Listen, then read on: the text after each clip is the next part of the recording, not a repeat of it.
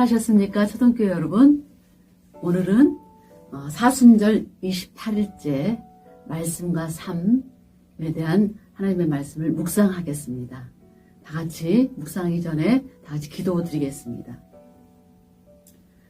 사랑이 많으신 아버지 하나님, 주님의 은혜를 감사드립니다. 오늘도 어김없이 저희들에게 새로운 날을 허락하여 주셔서 먼저 말씀으로 저희들을 시작하려 합니다. 주 성령께서 오셔서 저희들을 붙잡아 주십시고 늘 말씀 안에서 주님을 발견하고 주님 말씀 안에서 거할 수 있도록 주님께서 함께하여 주시옵소서.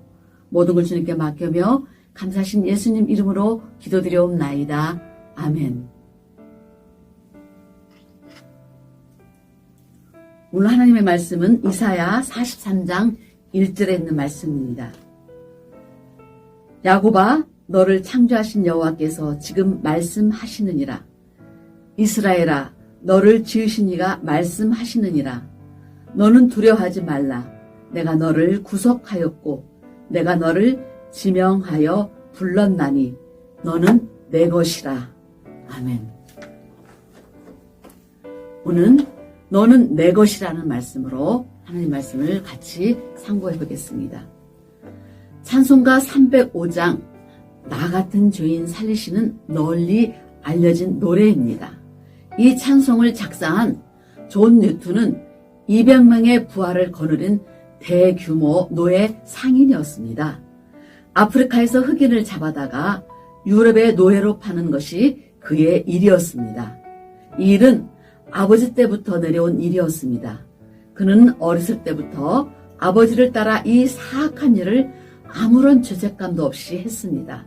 다만 독실한 크리스천인 어머님만이 남편과 아들을 위해 기도하고 있었습니다.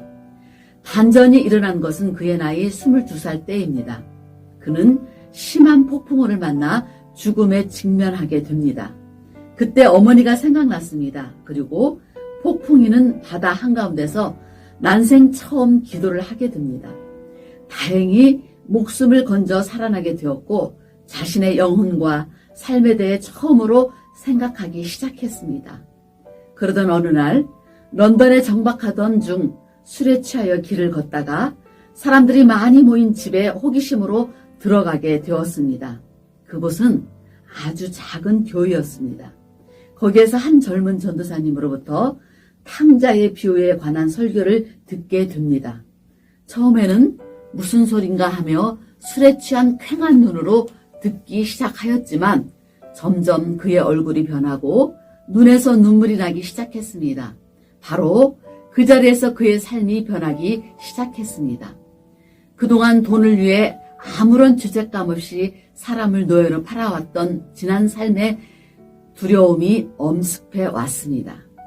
그는 과거의 삶을 돌이켜 성공의 교회의 교인이 되었고 신학대학에 가서 공부하여 35살의 나이에 성공의 사제 서품을 받았습니다. 사제의 길을 걸으며 죄로 죽을 수밖에 없었던 자신을 이제껏 참고 기다리신 하나님의 은혜에 감격하여 지은 찬송가가 바로 305장입니다. 노예 상인이 사제가 된 근본적인 깨달음이 무엇일까요? 그는 생명의 주인이 있음을 알았습니다. 하나님이 나를 만든 주인이시기에 나보다 나를 더 잘 알고 더 사랑하십니다. 인간은 어쩌다 태어난 존재가 아닙니다. 계획된 주님의 손길 안에 있습니다. 창조는 물리적 시간의 처음이 아닙니다. 나라와 민족을 잃고 포로로 끌려가 자신마저 잃은 이스라엘 사람들에게 그 근본을 찾아준 사건입니다. 그러므로 창조신앙은 근본을 아는 신앙입니다. 지명하여 그 이름을 부른 이스라엘 백성 한 사람 한 사람을 향하여 하나님은 너는 내 것이다 라고 말씀하십니다. 이 하나님의 말씀은 어떤 대가를 지불하고서라도 원래의 백성으로 되찾고자 하는 하나님의 결단입니다. 이것이 나의 나됨의 가치입니다. 아멘. 우리는 이 1절에 있는 말씀을 읽을 때마다 누구나 가슴이 심쿵하는 것을 아마 경험하셨을 것입니다. 너는 내 것이다. 이스라엘 백성들에게 하나님께서는 분명히 말씀하셨습니다. 어떻습니까? 이스라엘 백성들은 정말 자기 마음대로 하나님을 배반하고 신실하지 못하고 하나님의 교훈을 무시하고 잘못을 깨닫지 못하고 왔습니다. 그러나 하나님은 말씀하십니다. 너는 내 것이라.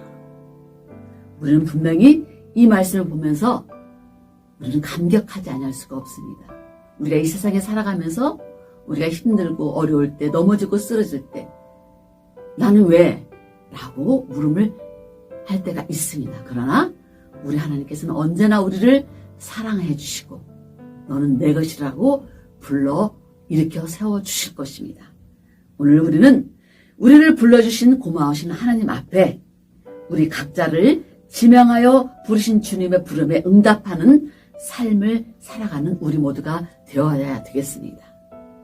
다 같이 마음을 모두어서 다시 한번 묵상해 보겠습니다.